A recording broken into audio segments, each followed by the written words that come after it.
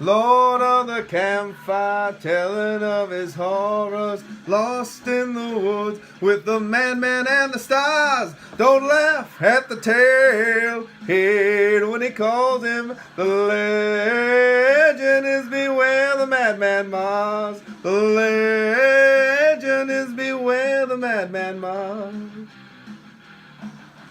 Guess what we're doing? Madman. Fucking Madman. 1981, some say. 1982, some say. I've even But heard it was shot 1980. 1980. I've even heard. It was shot in Southampton, New York, and it was based off a similar legend Corpsey. of a similar film made in 1980, released in 1981. The Burning. Oh, The Cropsey legend. yes. This has, it was actually made, distributed, and ready to go. Well, I guess not distributed, but ready to go. And they were fighting out the legal bullshit. And then they finally actually did release this film. But they had to change a couple things about it. So here we have Madman Mars. If you say his name above a whisper, he will hear you. Now, I love this film. It's probably like the early 2000s. I actually got a chance to see this film because this film, even though it was distributed, it kind of made money. It was distributed. It was one of their first films. It still was underground. Would you say this? Oh, yeah. Definitely Yeah. Yeah. underground, especially for the slashers. This wasn't around a lot. This one was pretty interesting too because it was one of those ones where they had to click in. You have to watch it once or twice, and you're like, wait a second, who the fuck is that? Yep. Galen Ross from Dawn of the Dead plays Betsy, but she's not credited as that because she was in the Film Actors Union at the time, and I guess there would have been legal issues, and she would have had to get paid more than she should have, and blah blah blah blah blah. So she goes under the title of Alexis Dubbin, but she is Betsy. What do you think about this film? I think it's a great movie, and it's kind of funny because it plays really well in a lot of the slasher basis. And I'm actually surprised it's not more popular, especially with the bandwagon horror fans, the people that like your Freddys, your Jasons, your Leatherfaces, because it has all the elements, I feel, Right. of those movies. I think it's more well done than a lot of those movies. Actually, yeah, there's more intricate. Yeah, it's a little bit. You can really respect the art form too. I mean, it's a lot more, like you said, intricate, but you can really feel the heart put into the movie. Right. It's not so commercialized and franchised yet. It's Absolutely, not at all. yeah, but- because it was. They left it open-ended, though. Yes. At the end. It was really nice the way they did this. Everyone dies. Yes. Except the prick that should have. Yes, I noticed that. What I the hate fuck? that. The whole Yeah. reason this whole film even exists Yes. is this fucking prick, Oh, Richie. my God. And he's the only one that fucking lives. So, in a way, you're like pissed off and happy at the same time when you Yeah. watch the end of this film. It's pretty interesting. I'm so glad that TP died. Yep. TP was in a lot of this film. He even sang the same. I'm pretty sure that's him singing the song in the love scene with Galen Ross. I think that's his voice. The motherfucker has a name on his belt buckle. I mean, he deserves to die. Ego. I mean, what the fuck? What do you do if you play too hard? You'll become a winner. You know what I mean? Like he's just a dick. Yeah. I think he's overcompensating. You think he's overcompensating? Yeah. Just a little bit. Yeah, a little bit. A little bit of that, like kind of like Chihuahua thing. Yeah, going little man on. syndrome. Yeah. I don't know about you, but I like it. Madman Mars actually derives from Mars because actually the director at the time was listening to Gustav Holst's The Planet Suites, the old classical music. It comes in, 5 parts, I think it is. It's Mars, Venus, Mercury, Jupiter, and Saturn, and Uranus and Neptune. Sorry, 8 parts. I'm an idiot. Or 7 parts. I can't remember. I think it's 7 parts. Mars, Venus, Mercury, Saturn, Jupiter, Saturn, Uranus, and Neptune. 7 parts. I used to have it until my kids spilled juice all over it. But it was a nice little collection. Definitely cool. So he actually was like, Mars, and bringer of war, that kind of thing. Madman Mars. Came up with that. So I kind of like the idea of when I found that out, like, oh man, that's that connection. I like a little classical connection. That's kind of awesome. It reminds me of a film that I did recently, Die Hard. When I did it with the They Must Be Destroyed on Sight, a movie podcast. Check them out on Podbean and the Russell channel on YouTube. It was benefits of a classical upbringing or classical education from Hans Gruber. His right. quote in the film Yeah. when he misquotes Plutarch. Yeah. He actually, Alexander wept when he beheld the breadth of his domain and realized there was no more worlds to conquer, which actually is a mispronunciation or misquote from Plutarch. Alexander wept when he learned about the infinity of worlds and he never conquered even one. Benefits of classical education. And anyway, so here we are, Madman. I like this film. I think everything is extremely well done. I think everything is practical, like we were talking about. I think we're just like, we're in this area where we're really appreciating just simple, practical special effects. It's a dying art form. It is. It actually is. We depend so much on CGI now for thrills and chills. You don't remember the stuff that started it all, really. Before I go for some of the main, like, bad kills, well, not bad kills, but kills where you like bloody kills, let's go with TP real quick, because he does a really great job looking like he's like his neck was broken. He did the eye roll and everything like that, and he continued to do that. Like, I don't know if there were contacts or he did the eye rolls and stuff like that, but he did a really good job. His death was really cool, and they use his body a couple times in the film, you know, hanging there, and then it falls on him when they cut the axe and stuff, and he just looks nasty. Yeah, didn't they use I heard they used a rubber band to give him more of the pale look. He actually was choking himself, I guess, to get his colors. Is this the beginning of autoerotic asphyxiation? Could be. It could be. It could be. I think it was David Carradine, just a method actor. Oh shit. Too soon. Yeah. Is it? No. No. Okay. But they love decapitating people in this film. Why would you not? Because Dave gets it, and then actually, trying to remember Stacy. Yeah, I think her name is Stacy. Underneath the car or and the hood. I'm pretty sure I have this amazing fascination with Ellie, the kind of ugly girl with the poodle hair. Yeah, she was the one that got her head cut off in the car, right? No. Stacy got her head cut off in the car, which I would totally still bang her, and she aged pretty well. But for some reason, I have this attraction with the ugly one with the poodle hair, because she just seems so goddamn happy there's a guy with her. It's like, oh my god, there's a guy that actually likes me. Yeah, man. Like, she just... Like, she's in the car, just happy as a cap. You know, it's kind of funny. Yeah. And oh man, she gets slapped in the fucking chest with that axe. Yeah. And then doesn't die. And then Galen Ross shoots her with a 12 gauge. Yeah. What a fucking way to go, huh? Like, fuck me. Yeah. Yeah, but that's dark comedy right there. I mean, some people, I guess, won't see that as that. No, a lot of people won't. But that's definitely dark comedy. Yeah. What do you think about Paul, who plays Madman? I think he's a great guy. He definitely has the build for it. The guy came in at 6'5", weighing a god-awful amount, I'd imagine. Yeah. You know, he definitely has the build for a character like this. And people who've watched the movie Hatchet, if you've ever seen Hatchet, it definitely has a lot of feel. I feel with Madman. I saw the preview of Hatchet with Kane Hodder. Oh, really? All right, cool. Yeah, so if you like them Hatchet movies, I mean, that was pretty much, I think, you know, this movie is the basis for that. I feel, especially with the character, with the overalls. Victor Crowley. Yeah, you know, and Paul, I think, I see him in a lot of interviews. I never met the man, but he seems really nice, down to earth. Yeah, you know, he really loves this movie, really promotes it, and he doesn't do too many other films after this, though. He does small roles. He actually was. Apparently, he was a poster artist. Oh, really? And they were interviewing him to and he's like, because they had some 7'3" guy that was supposed to play the role, but he was more just lumbering, if you know what I mean. And they wanted to talk to him about the poster art, and they were looking for a guy to do the thing. They had the 7' whatever guy, and he's like, well, I would make him like this in the poster and do all this and all something like, you know. Wait, it's like, hey, Paul, you do karate, you know this. You're pretty athletic, even though you're a big dude. Why don't you do it? And he's like, oh, okay, fine. But then they never used this poster art he created. They used something different. But they used him, so there you go.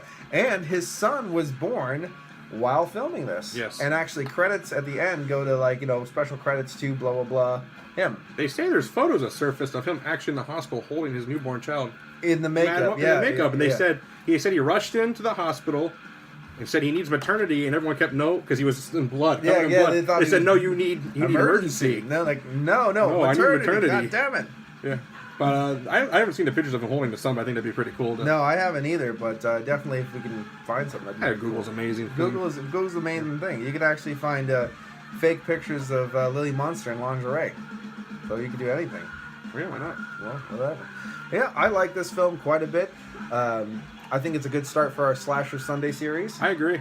I think it's just something that we just kind of pop together real quick. Hey, why don't we do this? You know, what do you think? Okay, There's cool. a lot of slasher films out there we can talk about. Yeah, and I think every week you can pick one and I'll pick Yep. one, and whatever. If we get hooked on here, you can pick one too. But yeah, this is the 30th anniversary edition that I have right now. The new featurette, and The Legend Lives, 30th anniversary of Madman. They went back to the film site a couple years, well, maybe 20 years later, I guess you want to say, something pretty far later. And the buildings were still there. The old truck was still there, Oh, wow. dilapidated, but still there. You know, everything was still there. Everything was boarded up. But then finally, when they did go back again, everything was gone. No buildings, no truck, anything. Everything was kind of wiped out. It's kind of interesting because it has,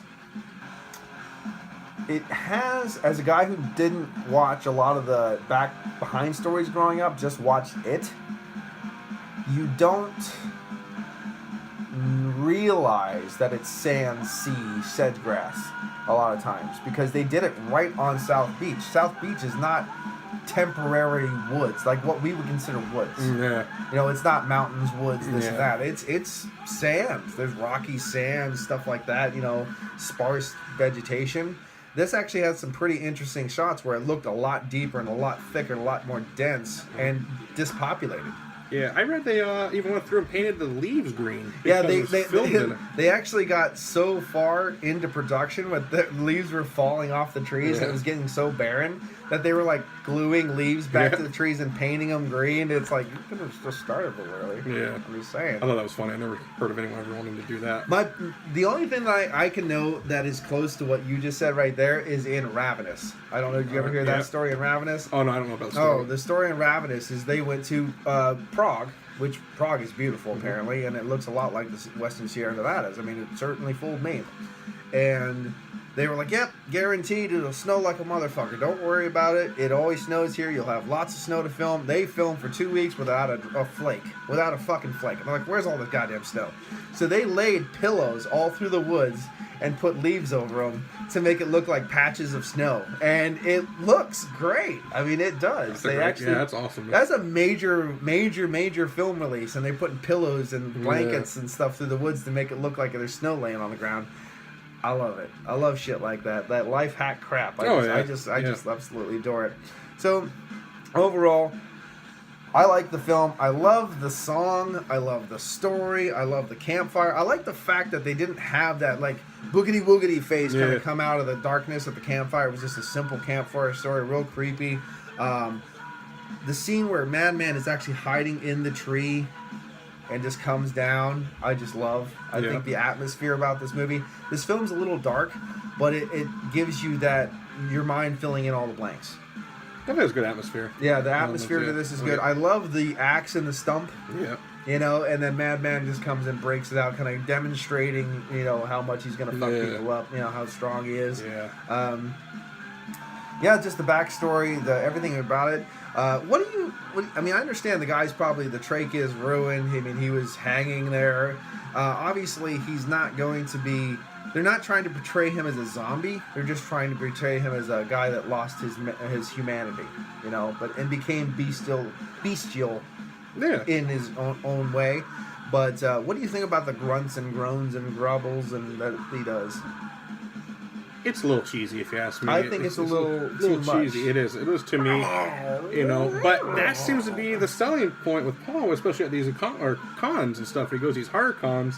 He does a lot of those grunts and stuff for the camera and for while he's talking and stuff. I guess that's his his calling card. I guess. Yeah. You know? I thought it was a little cheesy, but I mean, I love it. You know. Yeah, I mean, they like it because they appreciate the film. They appreciate Paul. They can't go back and redo it. So I like it. Yeah. I mean, I understand that, but like for me, it's just like, it's weird sound. You could just like whales. You could do that a little bit less.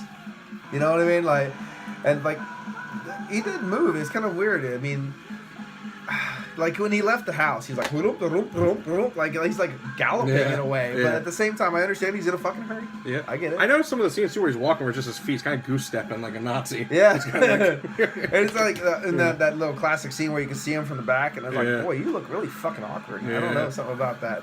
But again, we're gonna go right back to the kills. Stacy with her head into the truck was a great scene. That was something fresh and new. I've never seen it done before. And I was expecting the jump, but I didn't expect how the jump was going to happen. Clean off with the head, and it was like, and I was like, oh, that's awesome. But when they actually showed the head in the truck, that was dead nuts. I mean, they really took their time and made that really effect. Did. Yeah, really did. well. And it's kind of looking back now. It's kind of like, how did they do that? They have a fake motor? They must have fake built a motor to slide her into. Once again, time and effort put into something. Time and effort. You really fucking, it paid off big time. That was a cool scene. That was an excellent scene. Yeah, again, that fucking asshole should have really got killed, but he never did.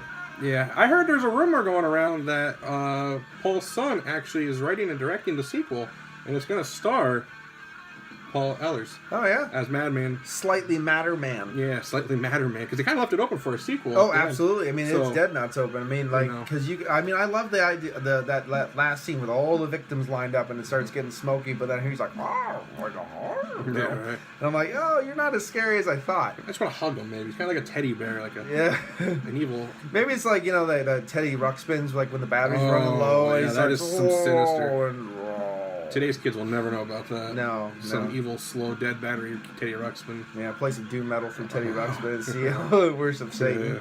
Yeah. But I'll give this. I'm going to give this one. I like it, so I'm not going to I'm not going to romance this film like I would normally because I really like it. But I'm going to give it an 8.5 overall film. I'm going to give it 8.5. I think if you're a slasher fan, this is an 8.5. You should have this. Yeah, I agree. Definitely check it out. I agree with the rating. It's on Tubi TV. If you want to download the app, it's free to watch. It's on there. It's free. It's free. Can't. Okay, so you get a chance, and I'm really happy to say this because Greg will want to know. My friend Greg, you do get to see both sets of those rockets on Galen Ross going into the bathtub. You only get to see one half tit kind of. In Dawn of the Dead, here they're two fucking rockets ready to launch. They go become torpedoes. So you're good to go. There's some breasts in this one. That's all the breasts you see, though. But, it is Galen Ross, so it makes up for it, even though she has those dopey eyes. Now, again, I'd fuck everybody. Galen Ross, always got to get it. I'd definitely go with Madman. Definitely Madman. Wow. You think he squeals like that? You put him in his ass? Yeah, there you go. What do you think about everyone dying? Just leaving it open. I love it. I really feel for that time even too. It's not something you typically saw in popular horror films. Yeah, you're the final girl. Yeah, there's always one left. Because did you think Galen was going to be the final girl? Oh yeah, because she made it so far in the movie and stuff. I mean, now in the vehicle when she's beating the guy's hand, when Madman's trying to get into I was like, you have the shotgun. Why don't you just go, oh hi, boof, and blow his fucking heads off? I mean, it could have happened. It could have happened, but then you want to have the movie. Yeah, then the movie. See, the thing is, if logical things did actually happen, the movie would never happen. It kind of makes you think, though. I mean, if you put yourself in a scenario where that was really happening, would you be able to rationally think like that? Yeah, I just throw the kid out. Yeah, bye. Here, take this fucker. See you later. Bye bye. Sacrifice. Yeah, well, I mean, for the greater good. That's for the great big bushy the greater beard. good, exactly. A great big bushy beard. Danny, I think it's time to go. That's it. This has been Paul. Josh. ManiacsMeat Slasher Sunday Volume 1. Batman. We're out. Bye-bye.